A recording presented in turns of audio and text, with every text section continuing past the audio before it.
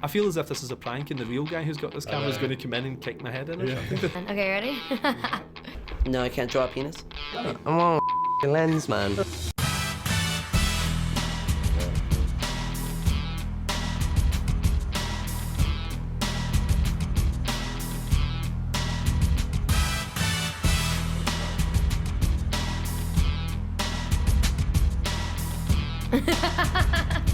Sweet! They may wear costumes, but it isn't Halloween. They're real-life superheroes. At the beginning of the movie, we find Dave Lazuski, Kick-Ass, pretty much exactly where we left him. A significant amount of time has passed. It's been a few years, but he hasn't really grown or changed yet, and he's sort of in a position in his life that I think we can all relate to, where he's asking questions like, who am I, and what kind of person do I want to be, and what am I going to do with the rest of my life? What do you want me to do? Hit me. You're a 15-year-old girl. Oh. What the hell? Act like a bitch, get slapped like a bitch. He's the same old Dave, where you last left him, really, and doesn't really know what to do with his life other than that he likes dressing up as a superhero. And if he's gonna do it, he better start training like one. So he reaches out to Hit Girl, because who better to train you than a psycho ninja killer?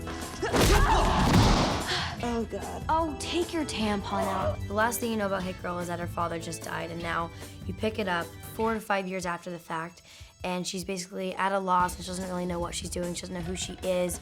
She doesn't really know if she's a vigilante or a villain, and if she's killing for fun, or if she actually does think she's gonna bring justice to the situation. My daddy made me promise I'd never stop defending this city. I'm prepared for anything. My character has gone a little crazy. He lost his father at the end of the first one, and then something happens to his mother in this one, and he has nowhere to turn. And when that happens to someone, you have nowhere to go but the dark side, and revenge is on his mind to get Kick-Ass. I am gonna make Kick-Ass pay for what he did to my dad. Yo, Kick-Ass! Well, to explain Kick-Ass 2, I guess, Kick-Ass 1, he wanted to be Spider-Man. Kick-Ass 2, he wants to be in the Avengers. You know, it's the escalation. Like, if you're a superhero, you eventually want to be in a superhero team.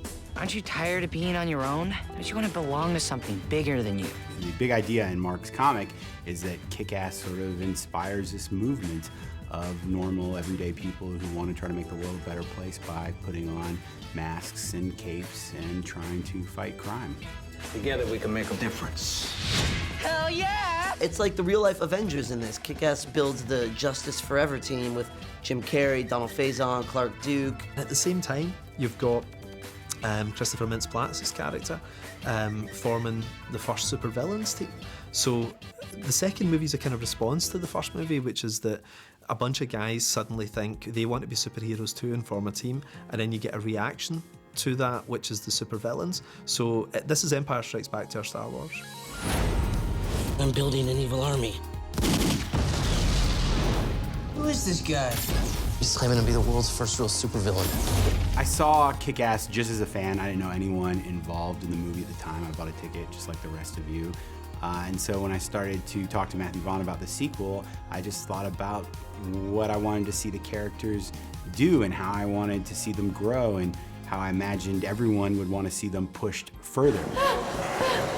And so that's what we did. This is not some rinse and repeat sequel where all the characters just go through the same motions. We really try to put them through the meat grinder. We're putting an end to this costume freak. If they're wearing a mask, they're getting detained. You already saw Hit Girl and Red Mist and Kick-Ass in the first movie.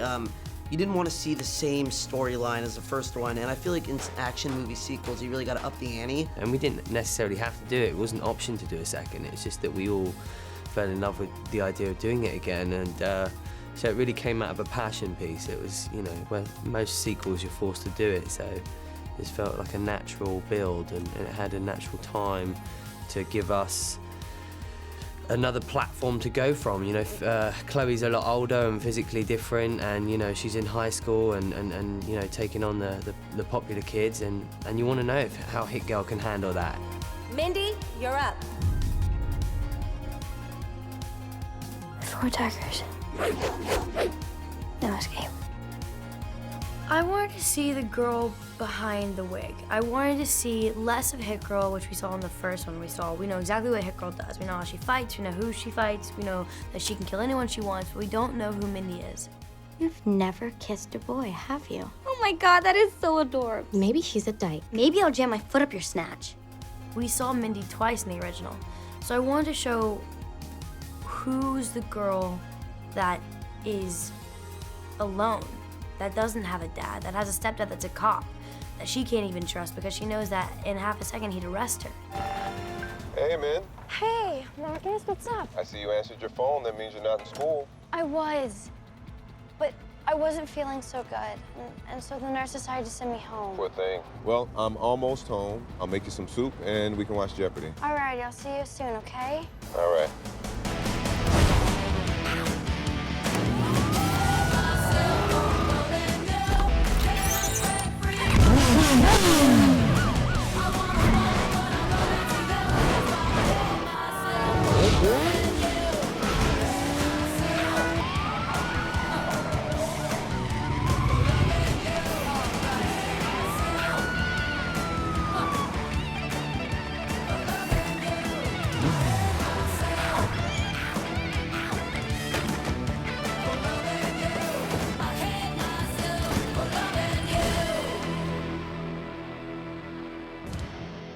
You got my soup?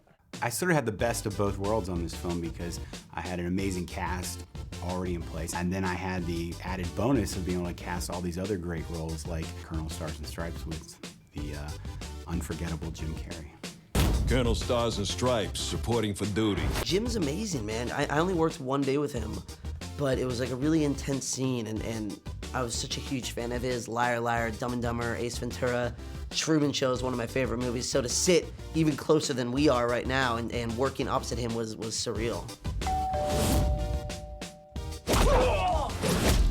And try to have fun. Otherwise, what's the point? He stepped on board as a fan of the first one and a real fan of the comic book, and he created his look from the comic book, and that meant hours of prosthetics every day, you know, which he paid for and done, you know, like we didn't have a budget, so and most of them were saying, well, you know, we can't afford to do it. And he's like, I don't care, I'll do it because this is how I see it and how I want to approach the role. And he did an accent, and he had fake teeth, and he had a crooked nose, and you know, that's someone who's really dedicated and passionate about what they do. I'm sorry. I just don't understand why people feel the need to use that language.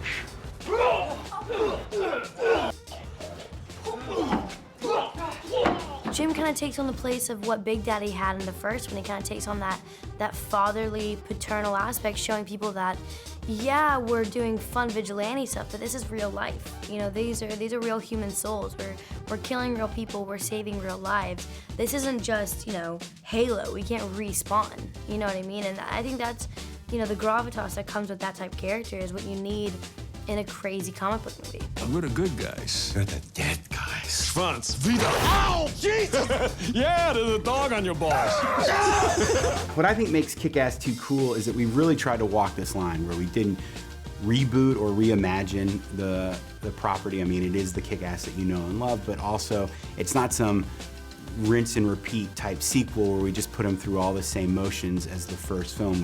We take the characters that you remember. Dave, Chris, and Mindy are back, but we push them further, and we've turned up the action, we've made the humor more outrageous, and we've, I think, made the emotion even more raw and even more honest. Kick-Ass isn't a costume. It's who you really are. People always forget movies in general, not just superhero movies, just to enjoy it when it's have a laugh as well. You know, like so many of these things take themselves so seriously. Like Richard Donner, who did the first Superman film, said to me about 4 years ago whenever I met him for lunch one time, and he's one of my heroes, and he says, always keep the funny, kids, always keep the funny in it. And it was such great advice because the dark doesn't mean anything unless you're having a laugh too. And I think Kick-Ass is really funny. I think it's as funny as any of the comedies that's been out this summer, you know, but the action is better than the action movies that's out there. You know, I think the balance is really cool with it. We gotta make this right. The anticipation's killing me. There's a lot of diehard fans with this. You know, we just brought some footage to Comic-Con, and those are the best fans in the world. You know, they come from everywhere. And if they don't like something, they let you know. And we showed them a bunch of footage, and they were really excited about it. So I want people to go in and, you know, be excited to see Red Mist, you know, Hit Girl, Kick-Ass, see all these characters they love and hopefully walk out happy. What do you say? You in? Why the hell not? It's a roller coaster of emotions. It has amazing fight scenes, it has amazing explosions, but it has true heart and it has true feeling and it has a real gravity to what's going on, and you realize that these bad people are actually doing bad things and these good people are actually trying to fix what these bad people are doing, you know? And it has a real meaning behind all the silliness, you know? It kind of catches you up for a good 30 minutes and then it just kind of hits you in the face. I think what Kick-Ass kind of has is this kind of raw originality and something that is like, it's unpredictable, you know? And it's just a roller coaster of madness. There's no room for punks in suits. Just real heroes who can really kick ass. Yeah, anytime someone even suggested on the set we might be going too far, I would point at the title that was printed on something. I'd be like, our movie's called Kick-Ass 2. If that's not the answer to whether or not we're going too far, I don't know what is. So we definitely pushed it on the set. That being said, then when I was in the edit, I always just went with my gut as far as when I needed to pull it back, because you don't want the movie to ever turn into a parody. I mean, it still needs to have a foot in the real world. That's what's great about Kick-Ass, you know? People get shot, like, you know, you don't always land your punches. I mean, this is a story of real superheroes in the real world, and we wanted to hold on to that. But at the same time, we know that the fans are gonna expect us to surprise them and do things that other movies wouldn't do. Oh, God! This 15-year-old girl just owned your ass. It's being able to throw away lines, because if you really put the inflection in a lot of the lines that are written, you would look like a psychopath, you know what I mean? So you have to deliver it in a realistic manner when it's an unrealistic film. Game on!